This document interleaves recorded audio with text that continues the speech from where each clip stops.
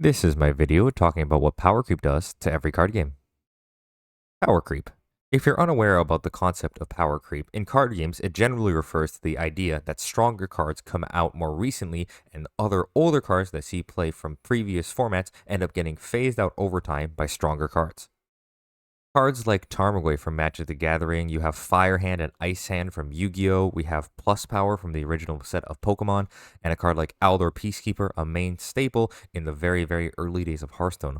All of these cards are examples of strong cards which saw a lot of play early on in a card game's life that were rendered much weaker to the point of unplayability as new other cards came out to replace them. And while the cards that get rotated out as a function of power creep vary from game to game, in general, most effects of power creep are very similar amongst all the games, and that is something that I would like to go over and look at in this video. Such effects include, but are not limited to, an increase in overall speed of the card game. Heartfire Hero is a good example of a card that would never be printed early on in Magic's lifespan, as it simply increases the speed at which your opponent dies incredibly fast. Another effect is a seemingly endless amount of value that can go on from card game to card game. A card like School Teacher from Hearthstone, which typically would just be a 4-drop neutral card that gives you a small amount of value, instead become large value engines in and of themselves, giving you multiple cards for the cost of a well-statted card. And in general, a decreased feeling of agency among the players in both deck building and gameplay decisions. For example, in Yu-Gi-Oh!, when your opponent activates Maxi against you, it greatly decreases the amount of agency you are able to take on your turn against your opponent in comparison to what would normally happen without such a card. And a card like Lugia V-Star, though it looks rather open-ended, severely limits your deck building ability as much of Lugia V-Star's core deck has already been put out into place for you as you are building the deck itself. These examples of power creep not only more often give less skilled players a chance to win, such as increasing the speed as giving them less time to make blunders, or giving them a large amount of value, making those blunders less painful to the player themselves. These changes also end up punishing more creative and skilled deck building options, as a lot of the decks are already laid out. As the power level is so high, it would only make sense to include the most powerful cards. But these are all more generic examples that apply to all the card games. What actually specifically ends up happening to each different card game when they are subjected to large amounts of power creep? So, what does power creep end up doing to Magic the Gathering? Going from a card like Jackal Pup being the most powerful red 1-drop you can play, to, as the most recent sets, Hired Claw being extremely more powerful in terms of not only the damage it can deal, but also the late game potential. Typically, this leads to a large number of formats that are dominated by extremely powerful and ban-worthy cards over Magic's lifetime. Cards like the recently banned One Ring card not only make it very hard for you to play formats without using these extremely powerful power creep cards, but it also puts players in a very hard situation when it comes to playing these formats. The knowledge that a card like the One Ring will end up getting banned makes it so that way you either have to pay a lot of money to get the extremely powerful card, only for it to drop in price when it gets banned, or simply refuse to play the format until the card is rotated out at some point otherwise stated by Wizards itself. Most distinctly remember this happening when Wizards introduced the more fire design elements of gameplay, which I remember coming in at about around the Kaladesh block originally came out. A card like Smuggler's Copter, which is so pushed and so powerful to make the crew mechanic see play, clearly shows an opt away from balancing cards down for power, meaning that they won't ruin formats, but would rather balance cards up for power and then simply ban them if they become too problematic, which is very harmful to people who want to play these formats competitively. Now, one nice part about Magic and having extremely powerful cards is that Magic has lots of formats to help mitigate power issues that can happen in different forms of the game. Formats with rotation, like Standard for example, have a higher tolerance to power creep because of the fact that if they print an extremely powerful card that needs to get banned, the card cannot be banned and simply rotate out of Standard, meaning that even if the card is not banned yet in the format and you don't want to play it, you can simply wait for rotation or wait until Wizards make a decision before you start playing the format again. There are also non-rotating formats in Magic which have a higher power level, meaning that more of the cards that are released into the game will not be powerful enough to have large impacts on the format. This way, formats like Modern can stay relatively static and relatively inflexible, so even if cards aren't leaving the format all the time, you won't see large shifts like cards like Ragvan coming into the format all too often. Both of these points, however, are somewhat muddled when it comes to the way that Wizards has been designing cards more recently. This has made it a lot tougher with standard, for example, because the amount of time for rotation has grown a lot longer over the years, meaning that these powerful cards that may be sticking around a long time will be forced to be played with for 2 to 3 years with players rather than being a shorter amount of time than that. A card like Shieldred sitting around in the format for up to 3 years makes it really impossible for you to play without buying a large quantity of Shieldreds if you want to end up playing black in the standard format, which makes it tough for players who want to play standard and yet don't want to shell out $80 to $100 to get Shieldreds for their deck. Formats such as Modern have also been made more awkward by Modern release sets, which are sets that are specifically released at the power level of Modern itself. Cards like Ragavan have basically completely eclipsed Tarmogoyf, as the power levels of these sets are so much higher that the cards that are previously printed in normal sets can simply not stand up to the power level of sets like Modern Masters 3. This all makes it so that way Magic the Gathering certainly has much more power creep going on recently than it has in previous years, as you can definitely feel if you've played the game over time now that the cards from the more recent sets have a much bigger impact on all of the formats than they would have many years ago. Now for Yu-Gi-Oh! So, what does power creep do to Yu-Gi-Oh? Going from a powerful synchro monster such as Stardust Dragon, which is made from generic tuner and non-tuner materials, to a powerful generic synchro monster such as Baron the Third, also made from a tuner and non-tuner materials. What it ends up doing is having Yu-Gi-Oh! Have an absolutely absurd number of bans, because Yu-Gi-Oh! Has no form of set rotation in its base format, meaning that the amount of bans in Yu-Gi-Oh! Is absolutely ginormous. If you are a playing or returning Yu-Gi-Oh! Player, you will be very used to having several bans going on all the time throughout the lifespan of the card game. Cards like Dark Arm Dragon or Mystic Mine coming out basically at any point over Yu-Gi-Oh!'s entire lifespan as a card game, there will be bans flowing through it because bans are part of the lifeblood of what makes Yu-Gi-Oh! A game. In this sense, Yu-Gi-Oh! Has by far the largest and the most well-upkept ban list of any card game, because bans are simply the only way that the designers of Yu-Gi-Oh! Have to adjust the cards that have already been released in the game. Because the more blunt banning method is the only way designers really have of changing Yu-Gi-Oh! After cards have already been released, you can kind of see that the released cards form a different era of Yu-Gi-Oh! Depending on how the designers want the game to look. Generally, this includes upgrades to what decks are able or capable of doing that are generally also coming with a new summoning mechanic to help enable whatever the strategies that the Yu-Gi-Oh! Designers want to make. Originally, Yu-Gi-Oh! Started out with basically the format revolving around whatever the biggest normal summon you could make. Mechanical Chaser coming out was a huge deal, even though the card has effectively no text, as it was the largest 4-star monster that you could summon. This is followed by the Synchro era, which is well defined by Synchro spams, basically decks that are focused on summoning as many Synchro monsters as possible to bring out big boss monsters. Junk Warrior is a card that really sticks out in my mind, representing this era. Then, as more new summoning mechanics are released, such as XYZs and Pendulum summons, more combo decks come to the forefront, decks based around a specific archetype that are meant to do one thing, like Dante here, which is focused about milling cards and then putting cards from your graveyard into play.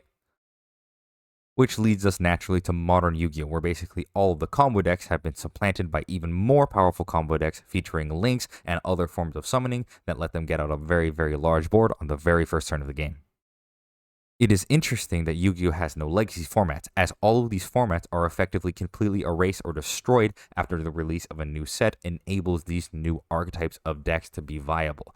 Basically, playing big normals is no longer viable in any era after these new mechanics have been introduced, which basically deletes the format from the game of Yu-Gi-Oh! Altogether. If you're ever wondering why Yu-Gi-Oh! Players love playing old formats like GOAT or Edison, this is why. These formats basically will never exist in Yu-Gi-Oh! Again, as the game remains as it is today. Now for Hearthstone. So what does power creep do to Hearthstone? Going from a card like the old Reno, which simply heals you to full if you have no duplicates, to the new version of Reno, which not only removes all enemy minions from the game if you have no duplicates in your deck, but also upgrades your hero power and gives you an additional 5 armor. Hearthstone from this basically ends up with a game that has an absolute lot of nerfs. Reno Lone Ranger, for example, is a card that has been nerfed not only because of the effect, but also because of the mana cost and needing to be raised up to the absolute max of 10. These nerfs are also much more of a recent phenomenon going on in Hearthstone. Hearthstone used to not like nerfing cards a lot and would only do it really sparingly. This 4-mana 7/7 Flame Wreath Faithless absolutely tore up the game when it was released and was effectively not touched at all with any sort of nerf, unlike it would be today. Recently, these nerfs are very, very much more common. A card like Lamplighter, for example, was a card that probably wouldn't have gotten nerfed as quickly in old versions of Hearthstone, but as the modern era, as decks get more refined more quickly, and people start spamming the most powerful decks on ladder over and over again, a card like Lamplighter simply cannot be allowed to exist in its previous form.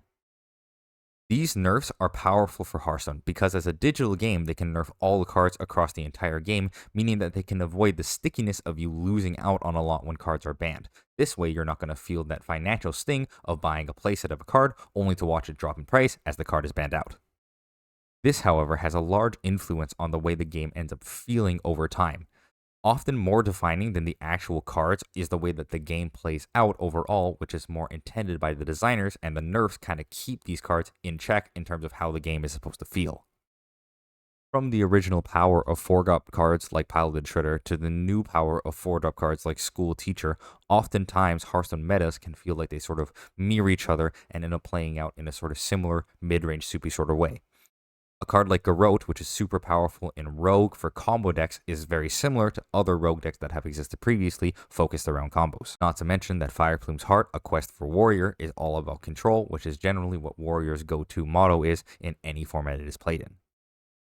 Many different decks, often many different flavors of what the archetypes of the different classes are meant to do. However, this can often end up making metas feel very similar to one another, as the classes generally try to perform the same thing every time, no matter when you play Hearthstone. In some ways, this gives Hearthstone a nice homey feel, making it feel like no matter what time of the game you are playing, you will get a similar experience, which is part of the reason why power creep is so detrimental to Hearthstone, as when that core experience is broken, not only do players that come back to the game feel like the core experience has been removed from Hearthstone, but players who are very familiar with the game will also feel like a lot of their gameplay elements that they have trained and honed over the years have been taken away.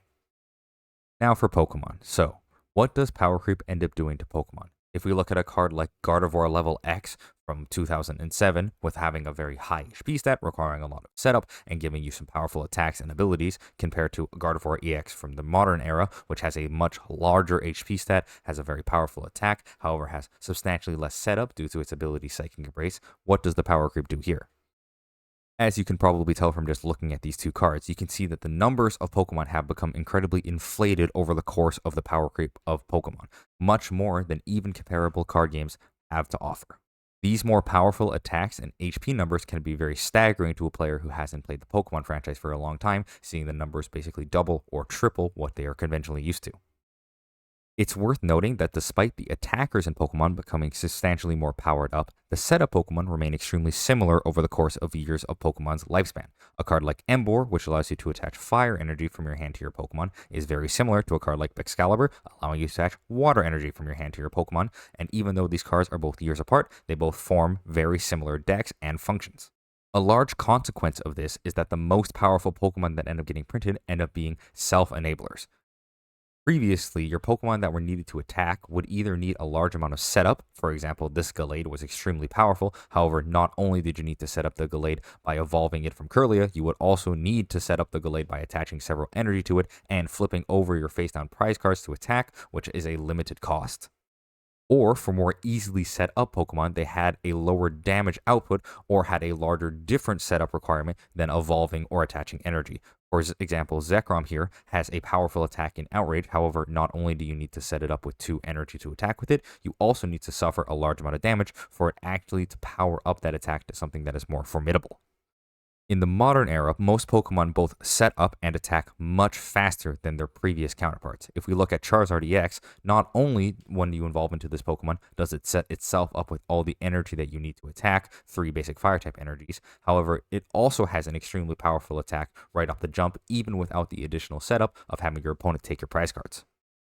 A card like Teal Mask Ogerpon EX sets up the other half, where it is less of a powerful attacker on its own. However, its setup abilities are so good, it can function both as a supporting Pokemon and as an attacking Pokemon, forming both the setup and attack that you need in a powerful Pokemon. This leaves trainers a lot of room in their deck space to help set up these powerful attackers, because the setting up of the attacker is the only thing that is mandatory, as the energy requirements or the attacking requirements of the Pokemon are completely enabled on their own. In this sense, a lot of the setup elements of Pokemon have been functionally skipped, as most of the setup happens on the earliest turns of the game, requiring very little setup, as your Pokemon will all do the setup for you, meaning that you can get right to attacking right away and end the game at extremely early points. Now for some final thoughts. A lot of people like to blame power creep as a reason that games are dying or as a reason that they quit the game.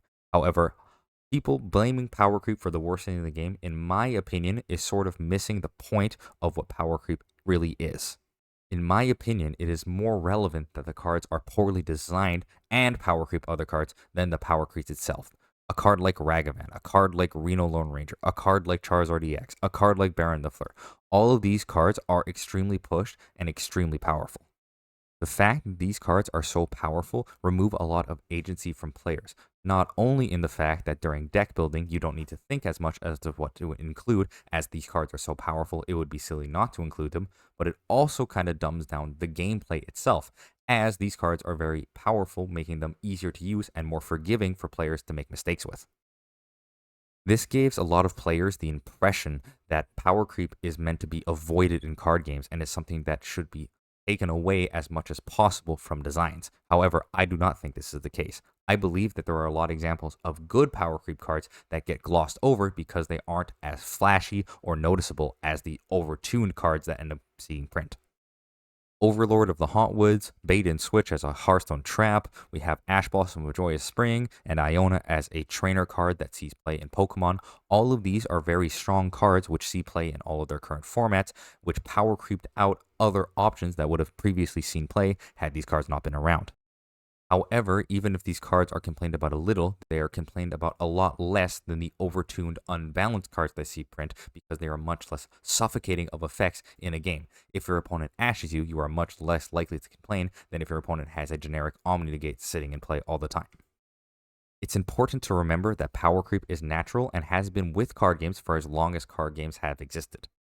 It's important to remember that all of these games were made with long-term health in mind. This way, all of these card games have some element, be that rotation, nerfs, bannings, or otherwise, to help keep the game going for as long as it possibly can. This way, when you see cards that are extremely powerful and somewhat break the design of the game, it is important to point as the lack of care for the game being the issue rather than power creep overall. Whilst many cards that are extremely broken often get pointed to as examples of power creep, I think a poor amount of design and a lack of care going into the design of the cards should be the real answer and the real thing that players point to when they say, this is power creep, this is unbalanced, what happened to my game? It's also worth noting that many loved and fun formats coming out of all of these card games could not have been achieved without levels of power creep pushing games into new directions that they previously could not go. So even though power creep can often end up as a scapegoat, I think that power creep in general, in generic circumstances, is a good thing for every card game. And those are all my thoughts on the video, and thanks for watching. Remember to leave a like and subscribe if you want to see more content of me talking about card game topics such as this one. Tell me about hated designs that come up that are cited as power creep in the comments down below.